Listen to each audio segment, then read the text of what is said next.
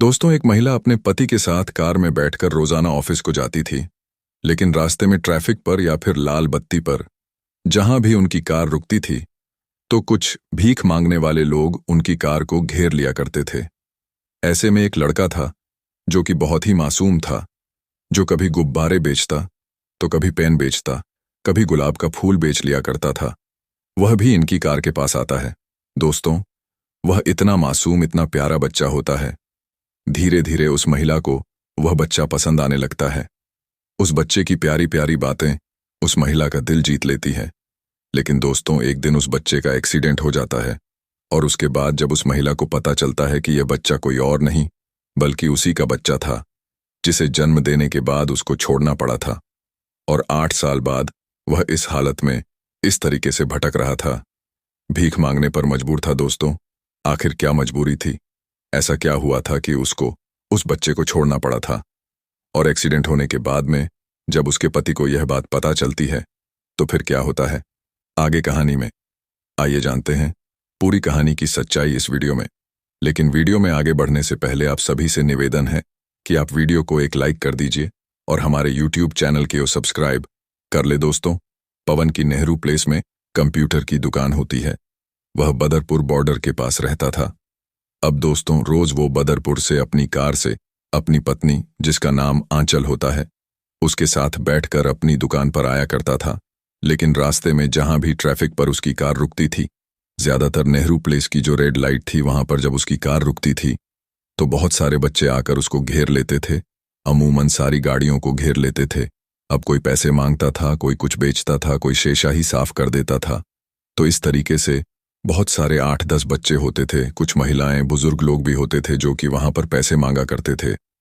तो उन्हीं में एक बच्चा था जिसका नाम दीपू होता है। 10-11 साल उसकी उम्र होती है। वह बच्चा गुब्बारे बेचा करता था। एक दिन वह आता है उस गाड़ी के पास जिसमें पवन और आंचल बैठे थे। दोस्तों, वह आंचल को देखता है और कहता है कि आंटी, आप गुब्बारे ले लीजिए। वह गुब्बारा बेच रहा था। अब उसको देखती है तो मुस्कुरा देती है, कहती है, मैं गुब्बारे का क्या करूंगी? तो कहता है कि अपने प्यारे बच्चे को दे देना। फिर वह मुस्कुरा देती है, कहती है, मेरा बच्चा जब तक इस दुनिया में आएगा तो यह फूट जाएंगे। वह 6 महीने की प्रेग्नेंट होती है। वह कहता है, आंटी नहीं फूटे, अगर आप नहीं छोड़ोगे तो नहीं फूटे। उसके बाद वह कहती है कि बहुत प्यारे बच्चे हो, लाओ तुम मुझे एक गुब्बारा दे दो। दोस्तों, 2 गुब्बारे ले लेती है। उसके बाद फिर वह आगे बढ़ जाती है, क्योंकि तब तक जो सिग्नल था वो भी ग्रीन हो चुका था। उसके बाद कभी कभार 2-4 दिन में एक दिन ऐसा आ ही जाता था कि गाड़ी वहां पर रुक जाती थी। एक दिन फिर जो वो आता है, लेकिन आज वो पेन बेच रहा था। आंचल उसको देखते ही अपना शीशा नीचे करती है और कहती है कि क्या बात है, आज तो तुम पेन बेच रहे हो, गुब्बारे क्यों नहीं बेच रहे हो? तो कहता है कि आंटी, क्योंकि गुब्बारे फट जाते हैं इसलिए उनमें नुकसान हो जाता है। आज आप पेन ले लीजिए, 10 रुपए के 10 पेन हैं। अब दोस्तों, आंचल को तो वैसे इतने पेन की जरूरत नहीं थी, लेकिन फिर भी वो उससे पेन ले लेती है। उसके बाद फिर वह चली जाती है। अब ऐसे ऐसे जो आंचल है और उस बच्चे में जिसका नाम दीपू होता है, दोनों में अच्छी दोस्ती हो जाती है और वह दीपू को पसंद करने लगती है, क्योंकि उसकी बातें बहुत प्यारी थीं। बहुत ही भोला बच्चा होता है। दोस्तों, जब भी आती थी उससे कुछ ना कुछ ले ही लेती थी और बदले में चुपके से RS00 उसको पकड़ा दिया करती थी। इस तरीके से वो बच्चा उसको अच्छा लगने लगता है। एक दिन क्या होता है कि जब उसकी गाड़ी रेड लाइट पर खड़ी होती है तो दीपू वहां पर दिखाई नहीं देता। वो उसी को निहार रही थी, क्योंकि वह चाहती थी कि काश मेरी गाड़ी यहां पर रुके और उस बच्चे से बात करूं।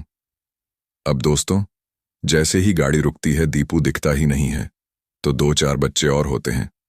वह जानते थे कि जो ये मैडम है दीपू को पसंद करती है, तो वह दौड़कर आते हैं और कहते हैं कि मैडम, आप दीपू को देख रही हो ना, लेकिन दीपू का तो एक्सीडेंट हो गया है। अब दोस्तों, जैसे ही वो सुनती है उसकी आंखों में आंसू आ जाते हैं। कहती है, क्या बात कर रहे हो, कैसे, कहाँ एक्सीडेंट हो गया?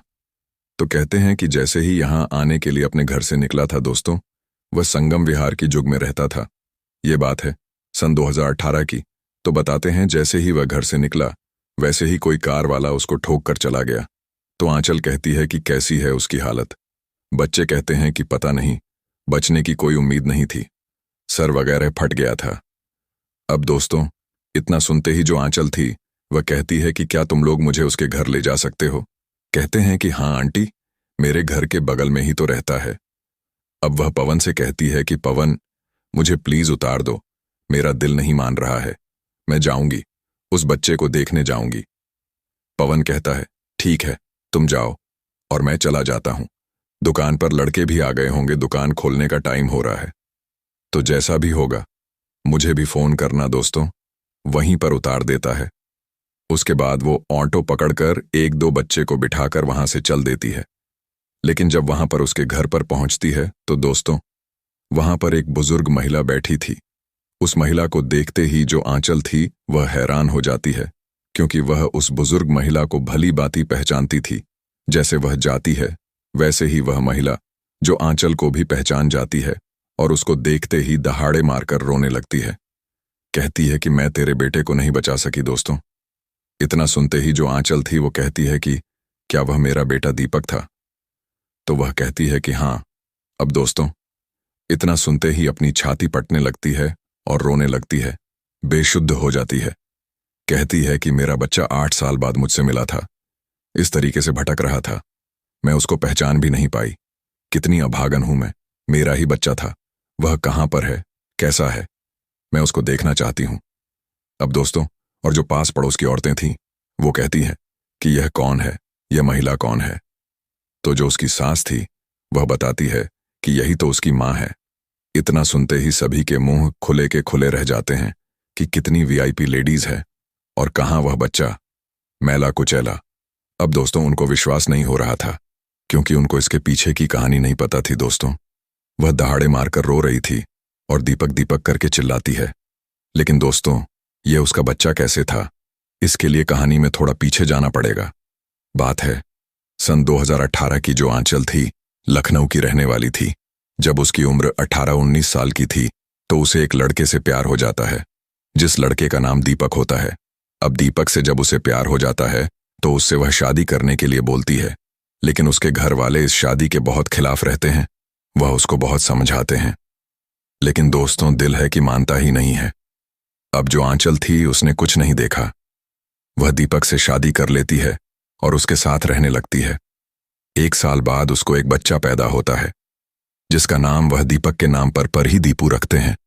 लेकिन दोस्तों, फिर 1 साल और बीतता है तो उसे पता चल जाता है कि उसने जो दीपक से शादी करने का फैसला किया था वह बहुत गलत फैसला था, क्योंकि जो दीपक था दोस्तों एक हिस्ट्री शीटर था, गैंगस्टर से जुड़ा हुआ था, वो एक शूटर था। एक दिन जो है वो उसे बहुत समझाती है और कहती है कि इसका अंजाम बुरा होता है, लेकिन दोस्तों वह मानता ही नहीं है। एक दिन जो है उसके दुश्मन थे, उसको मार देते हैं। अब आंचल को तो पता ही था कि उसके साथ यही होने वाला था, लेकिन फिर वह कहती है कि चलो ठीक है, मेरा बेटा है, मैं इसी के सहारे अपनी जिंदगी काट लूंगी। अब दोस्तों, तब तक उसकी शादी को 2.5 साल बीत चुके। एक दिन क्या होता है कि जो आंचल के माता पिता थे, जिन्होंने शादी के बाद कभी उसकी शक्ल नहीं देखी, उससे बात नहीं की थी, वो लोग जो आते हैं आंचल के पास और दोस्तों उसे गले लगाकर रोने लगते हैं। कहते हैं कि बेटी, जो कुछ भी हुआ भूल जाओ, अब वह भी इस दुनिया में नहीं है, तुम्हारी जिंदगी बहुत बड़ी है, चलो हम तुम्हारी दूसरी शादी कर देते हैं, लेकिन एक शर्त है कि ये जो बच्चा है इसको तुम्हें भूलना पड़ेगा। वह कहती है कि आप लोग चले जाइए, मैं अपने बच्चे को नहीं छोड़ सकती। लेकिन वो लोग कहते हैं कि ऐसे में कौन तुमसे शादी करेगा अगर बच्चे को नहीं छोड़ोगी। अब दोस्तों, जो दीपू होता है उसके दादा दादी भी थे। वह कहते हैं कि बेटी, ये ठीक कह रहे हैं, तुम्हारे मम्मी पापा, तुम्हारी उम्र अभी क्या है, 1 से 132 साल तुम्हारी उम्र है, पूरी पूरी जिंदगी पड़ी है, तुम जाओ शादी कर लो, और ये हमारा खून है, हमारे दीपक का बच्चा है, तो हम इसको देखेंगे, तुम्हें इसकी चिंता मत करने की कोई जरूरत नहीं है। वो कहती है कि ये मेरे बिना कैसे रह पाएगा, अभी 1-1.5 साल इसकी उम्र है और मैं भी तो इसके बिना नहीं रह पाऊंगी। लेकिन दोस्तों, अब वह जो है इतना कुछ झेल चुकी थी कि उसे जो है बहुत कुछ सोच विचार करने के बाद में दीपू को छोड़ना पड़ता है, और उसके बाद वह अपने माता पिता के साथ अपने घर चली जाती है। लेकिन दोस्तों, जब वह जा रही थी, इस तरीके से रो रही थी कि जितने सारे वहां पर लोग थे, देखने वाले लोग थे, सारे लोग रोने लगते हैं। फिर वह जो है चली जाती है और उसके बाद उसके जो माता पिता थे अपनी बेटी से बहुत प्यार करते थे, लेकिन जो है उसकी गलती की वजह से उन्होंने उसे त्याग दिया था। लेकिन अब जो है उसके लिए एक अच्छा सा लड़का ढूंढने लगते हैं। उनको कोई जानने वाला उनको पवन के बारे में बताता है। तो दोस्तों, दोनों एक दूसरे को देखते हैं और उसके बाद पसंद कर लेते हैं और उसके बाद शादी तय कर दी जाती है। लेकिन शादी करते वक्त यह सारी बातें, उसकी पिछली जिंदगी की सारी बातें छुपाई जाती हैं। उसके शादी के बारे में, उसके बच्चे के बारे में ऐसा कुछ भी नहीं बताया जाता, बल्कि एक कुंवारी लड़की बताकर पवन से उसकी शादी कर दी जाती है। पवन का परिवार दिल्ली में रहता था। अच्छी खासी पढ़ी लिखी उसकी फैमिली होती है। दोस्तों, आंचल से शादी करके पवन बहुत खुश होता है, क्योंकि आंचल बहुत खूबसूरत थी और साथ थी जिंदगी में इतने ठोकर उसको दे दिए थे कि वह समझदार भी हो चुकी थी। इसलिए जो पवन था बहुत खुश हो जाता है, आंचल को बहुत प्यार करता है। और क्योंकि पवन दिल्ली से कुछ समय के लिए गया था, मात्र शादी करने के लिए, तो शादी करने के बाद वह वापस आ जाता है। बदरपुर अपने फ्लैट में रहने लगता है और उसके बाद नेहरू प्लेस में उसकी कंप्यूटर की दुकान होती है, लैपटॉप की दुकान होती है। तो वह जो है आंचल के साथ ही रोज ऑफिस जाया करता था। आंचल भी जो है, क्योंकि 12वीं तक पढ़ी थी, उसके बाद उसने शादी कर ली थी, लेकिन फिर भी उसने अपनी पढ़ाई नहीं छोड़ी थी, उसने ग्रेजुएशन कर रखा था। तो दोस्तों, वो दोनों मिलकर अपनी दुकान चलाते थे, एक दो लड़के भी रखते हैं। बहुत अच्छी इनकम थी। अब दोस्तों, इधर जो आंचल की जिंदगी बहुत अच्छी खासी चल रही थी, लेकिन उधर जो उसका बच्चा दीपू था दोस्तों, उसकी जिंदगी में भूचाल आ जाता है। क्योंकि उसके जो दादा दादी थे, कुछ दिनों बाद जो उसके दादा थे वो भी इस दुनिया से चले जाते हैं। तो उसके जो परिवार वाले थे वो कहते हैं कि इस बच्चे को तो इसकी माँ यहीं छोड़ गई है और तू जो है इसको अपने पास अपने पल्ले रख रही है। यह बच्चा मुसीबत की जड़ है, इसको कहीं अनाथ आश्रम में छोड़ा या फिर इसको वहीं फेंका जहां इसकी माँ रहती है। लेकिन जो उसकी दादी थी वो कहती है, नहीं, यह मेरा दीपक है, मेरे दीपक का बच्चा है, मैं इसको नहीं छोड़ सकती, यह मेरे साथ ही रहेगा। अब दोस्तों, आए दिन जो है उनके बेटे जो थे वो क्लेश करते रहते हैं। उनकी जो पत्नियां थी वो क्लेश करती थी, तो इसीलिए वह बहुत परेशान रहती थी। एक दिन जो है उसकी जो दीपू था, उसकी बुआ आई हुई थी, जो कि सबसे बड़ी थी घर में। तो वह आई हुई थी और वह देखती है कि इस लड़के को लेकर बहुत क्लेश होता है। उस समय उसकी उम्र मात्र 5 साल की होती है, क्योंकि वह 2007 में उनकी शादी हुई थी और 2008 में जो है वह बच्चा पैदा हुआ था। तो 2009 में जो दीपक था वह मारा जाता है। अब वो आती है तो कहती है कि माँ, जब इतनी परेशानी इस बच्चे को लेकर है तो इसको तुम मुझे दे दे। मेरे 2 बच्चे हैं और उनके साथ मैं इसको दिल्ली लेकर जाऊंगी, वहीं पर रहेगा। लेकिन वह कहती है कि नहीं, मुझे किसी पर भरोसा नहीं है और यह मेरे साथ ही रहेगा। मैं जब तक जीऊंगी, और तेरे भी तो बच्चे हैं, तेरा अपना पति है, वही इसके साथ दुर्व्यवहार करने लगेगा तो फिर बता कहाँ जाएगा। इसीलिए मैं इसको अपने पास ही रखूंगी। मैं जब तक जीऊंगी और तेरे भी तो बच्चे हैं, तेरा अपना पति है, वही इसके साथ दुर्व्यवहार करने लगेगा तो फिर बता कहाँ जाएगा। इसलिए मैं इसको अपने पास ही रखूंगी। लेकिन वह कहती है, अच्छा ठीक है, जब ऐसी बात है माँ, तो इस घर में मैं देख रही हूं कोई नहीं है, तू भी चल मेरे साथ, और जो मैं खाऊंगी तुझे भी कमाकर खिलाऊंगी मेरे साथ।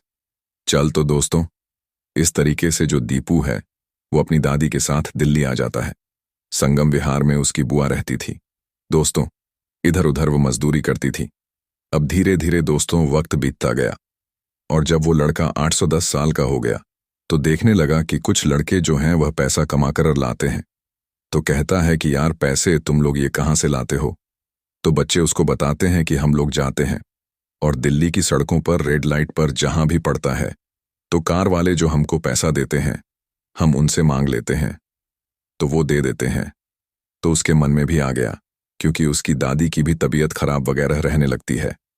उसको जो फूफा थे, पियक्कड़ आदमी थे, वो भी जो है आए दिन झगड़ा ही करते रहते थे। तो वो कहता है, ठीक है, मैं भी चलूंगा यार तुम लोगों के साथ में। लेकिन जो उसकी दादी थी वो मना करती है, कहती है कि तू कहीं नहीं जाएगा और ये पैसे मांगना गंदी बात है, मत जाया कर। लेकिन वो कहता है, दादी मैं पैसे नहीं मांगूंगा, कुछ बच्चे जो है कुछ सामान भी बेचते हैं, तो मुझे कुछ पैसे दे दो, गुब्बारे वगैरह ले लूंगा। मैं वही बेचा करूंगा। अब दोस्तों, गुब्बारे खरीदता है और फिर जाकर वो नेहरू प्लेस की रेड लाइट पर बेचता रहता है। कभी पेन बेचता, कभी गुलाब बेचता, कभी जो है कुछ भी बेचता। तो दोस्तों, उसी दौरान जो आंचल थी, उससे दीपू की मुलाकात होती है। अब दोस्तों, आंचल वो अपने बच्चे को बहुत याद करती थी, दीपक को भी बहुत याद करती थी। लेकिन दोस्तों, अब कभी भी उसको याद आती तो वह अकेले में रो लेती। किसी को कुछ नहीं पता, क्योंकि जब तक वह अपने घर पर थी तो उससे अक्सर मिल लिया करती थी। लेकिन शादी के बाद दोस्तों, उसके माता पिता ने कहा था कि भूल कर भी कभी उस बच्चे का नाम अपनी जुबान पर मत लाना, नहीं तो इन सब लोगों को पता चल जाएगा तो बहुत बुरा हो जाएगा दोस्तों। इसीलिए अपने कलेजे पर पत्थर रखकर दीपू को याद करती है, लेकिन चाहते हुए भी कभी उससे मिल नहीं पाती है। और उसको यह भी नहीं पता था कि आखिर दीपू अब कहाँ पर है, क्योंकि कभी भी वह फोन करती थी अपने घर। जब घर जाया करती थी, अपने मायके जाया करती थी, तो पता चलता था कि वह तो अपनी बुआ के साथ कहीं चला गया है। इसीलिए कभी उससे संपर्क नहीं हुआ और उस दीपू का धीरे धीरे नाम उसकी दादी दीपक कहकर बुलाती थी, क्योंकि उनके बेटे का नाम दीपक था, तो इसीलिए उसका नाम भी दीपक पड़ जाता है। अब दोस्तों, तो इस तरीके से चल रहा था और एक बार फिर जो दीपू था वह दीपक बनकर अपनी मां के सामने दोस्तों पैसे मांगता है और सामान बेचता है। अब जो आंचल थी वह उसे पहचान नहीं पाती। 8 साल बाद, क्योंकि जब उन्होंने छोड़ा था तो 2-3 साल का था, 8 साल बाद वह वो कैसे पहचान पाती। बच्चा बड़ा हो गया था और जो कि साफ सुथरा बच्चा रहता था, जिसे वह बहुत नाजों से फूल के समान पालती थी, अब वह बच्चा इतने कठोर माहौल में था तो दोस्तों, वह जो मैला कुचला सा रहता था, इसीलिए वह नहीं पहचान पाती।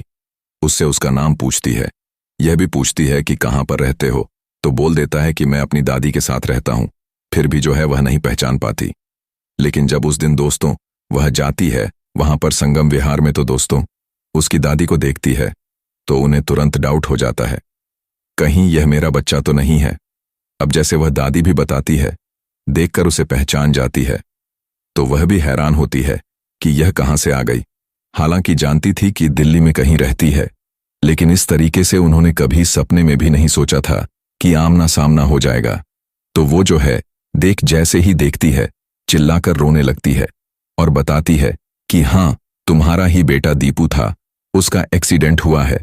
अब वह चिल्लाकर कहती है, कहां पर है उसके पास, मुझे लेकर चलो। तो दोस्तों कहती हैं कि अस्पताल लेकर गई है, उसकी बुआ पता नहीं क्या हाल होगा, बहुत गंभीर चोट लगी है। अब 2-3 जो पड़ोस की औरतें थीं तुरंत तैयार हो जाती हैं, कहती हैं, बहन चलो हम तुम्हें लेकर चलते हैं।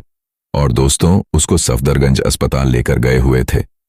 तुरंत वो लोग वहां पहुंचते हैं, जहां पर जाने के बाद जब उसकी बुआ उसको देखती है, क्योंकि वह भी पहचानती थी, तो वह गले लगकर रोने लगती है और कहती है कि उसको हालत बहुत खराब है, डॉक्टर कह रहे हैं कोई उम्मीद नहीं है। कहती है ऐसा नहीं होगा, दुआ करो, वो मुझे छोड़कर नहीं जा सकता। अब दोस्तों जब सारी बातें हुई नहीं जा सकता। अब दोस्तों जब सारी बातें हुई, 4-5 घंटे बीत गए और वह आईसीयू में था, उसकी कोई खबर नहीं। इधर जो पवन है बार बार फोन कर रहा था, क्योंकि उसको इसकी चिंता हो रही थी।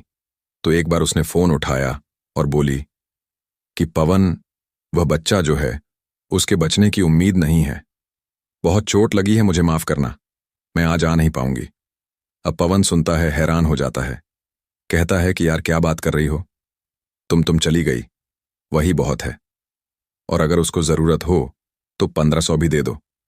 लेकिन ये कौन सी बात है कि यार तुम अस्पताल ही चली गई और कह रही हो कि मैं आ नहीं पाऊंगी। तुम इतनी इमोशनल हो जाओगी तो दिल्ली जैसे शहर में तो रह नहीं पाओगी। ऐसे भी कौन कौन करता है यार किसी के लिए। अरे उसकी वहां पर माँ होगी, उसके पिता होंगे, घर वाले होंगे, और भी लोग हैं, वो लोग देखेंगे, जो होगा देखा जाएगा। ऐसा तो रोज दिल्ली में होता ही रहता है। लेकिन दोस्तों वो कैसे बताए कि वह उसकी कौन है, उसी का अपना बेटा है। वह कहती है, पवन अभी मैं तुमसे बात नहीं कर पाऊंगी। दोस्तों उसके बाद वह कहती है, मुझे माफ कर दो। उसके बाद वह फोन स्विच ऑफ कर देती है। दोस्तों फिर 2 दिन बीत जाता है, तीसरा दिन आ जाता है। वो लोग वहीं पर थे। डॉक्टर बार बार आकर कहते हैं कि अगर होश आ गया तो ठीक है, नहीं तो फिर कुछ नहीं कह सकते। लेकिन तीसरे दिन डॉक्टर आते हैं और फाइनली कहते हैं कि बच्चे को होश आ गया है, आप लोग मिल सकते हैं। अब दोस्तों, जैसे ही लोग यह खुशखबरी सुनते हैं, एक दूसरे के गले लगकर रोने लगते हैं। उसके बाद आंचल दौड़ी दौड़ी जाती है और जैसे ही दीपू अपनी आंखें खोलकर देखता है तो कहता है कि आंटी आप आई हैं। तो कहती है कि बेटा मैं आंटी नहीं हूं, तुम्हारी मां हूं। उसके बाद दोस्तों तो वो चूमने लगती है, उसे प्यार दुलार करने लगती है, सीने से लगाना चाहती थी, लेकिन डॉक्टर मना कर देते हैं। कहते हैं ज्यादा बात मत करो, बच्चा जो है होश में आ गया है, आप लोग टेंशन मत लो दोस्तों। उसके बाद जो है वह आती है, भगवान का लाख लाख शुक्र अदा करती है।